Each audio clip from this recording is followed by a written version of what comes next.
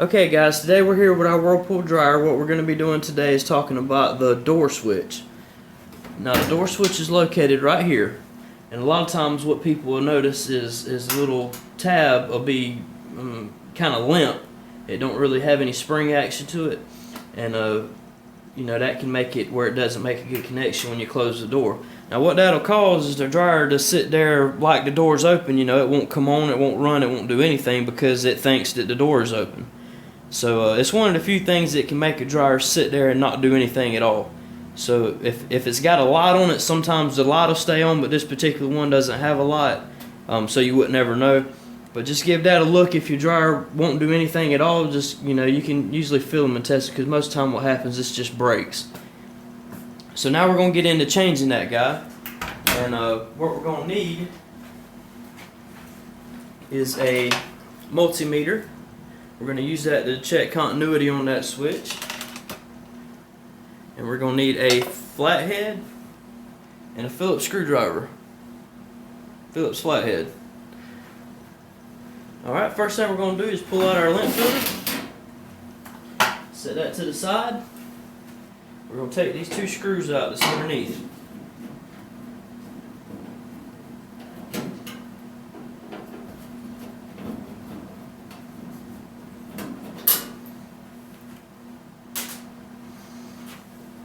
Okay, next we're going to take the top and fold it back. Now to do this, sometimes you can push them forward and they'll pop loose. This one I know I have problems on this side over here, so I always have to do the other technique, which is take a flathead screwdriver, put under that corner and just kind of let it pop up. And you can lay that back. Okay? Now next we're going to take the wire harness loose.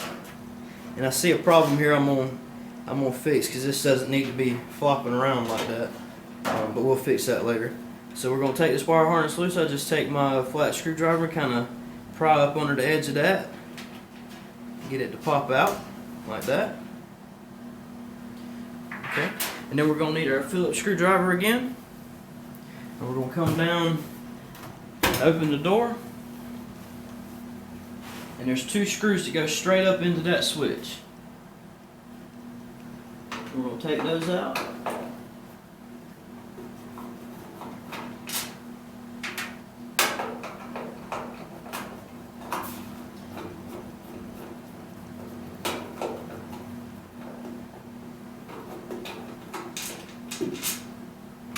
Okay, and that's our door switch.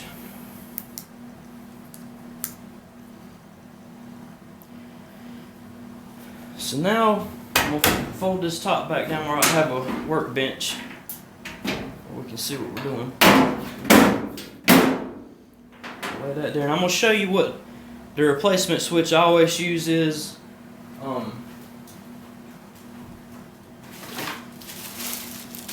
It's this one right here.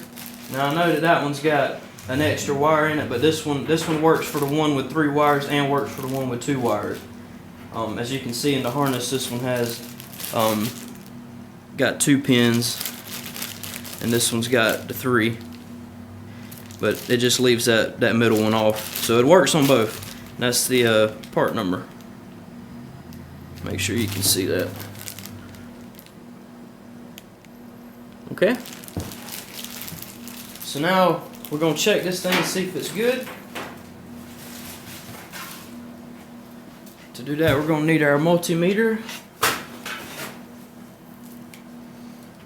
and we're just going to set it over to ohms. And I like to put it on the setting that it beeps when it reads continuity. And I know that this switch is good, but I'm just going to show you how to test it anyway. Just put a lead to each end. It's kind of hard to do and hold it.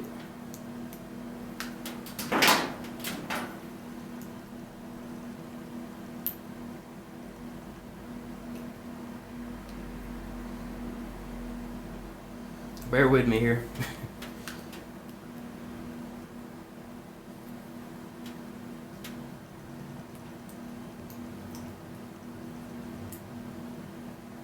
Okay, when we push it, it should beep. Now if this switch is bad, you can do that and you won't hear anything. If that meter isn't reading continuity through this switch, then you need to replace this. So now we're going to go back through the steps. You got your new switch and you want to put it back on. It's going to be the same process as before, except for in reverse. So we're going to pop our lid back up.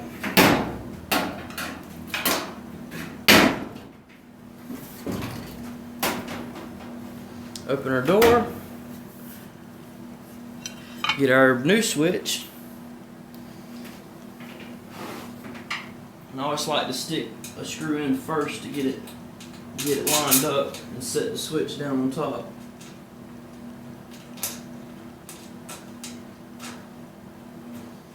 And tighten that one down to hold it in place.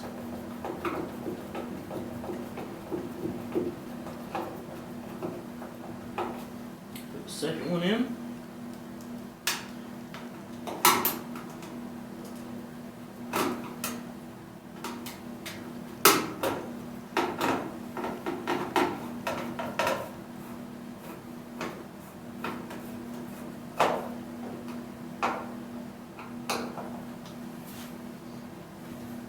Shut the door. Alright, now that that's secured down, we're going to step to the other side.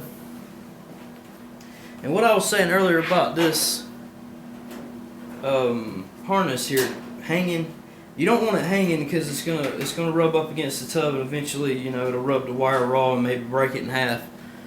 And then you'll be dealing with that problem. So it's supposed to already have this done. Somebody's must be worked on this one before and took it off. But all you really have to do, and we'll just plug it back in to the switch and pull it over here to the side, and you'll see a little hole.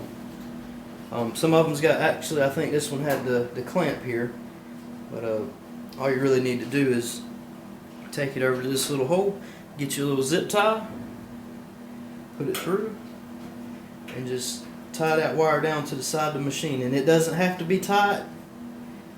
Sometimes people will tighten them all the way up to the metal. That's really not anything you need. Just, you know, that'll do just to keep it from dragging on that tub. Alright, we're going to fold our lid back down, pop the tabs back together, put our two screws in the top,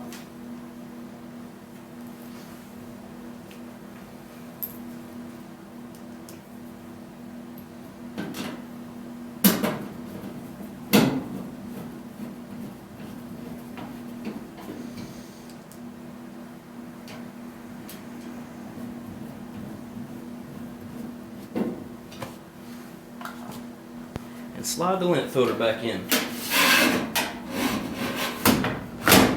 And that's all there is to it. Thank you guys for watching.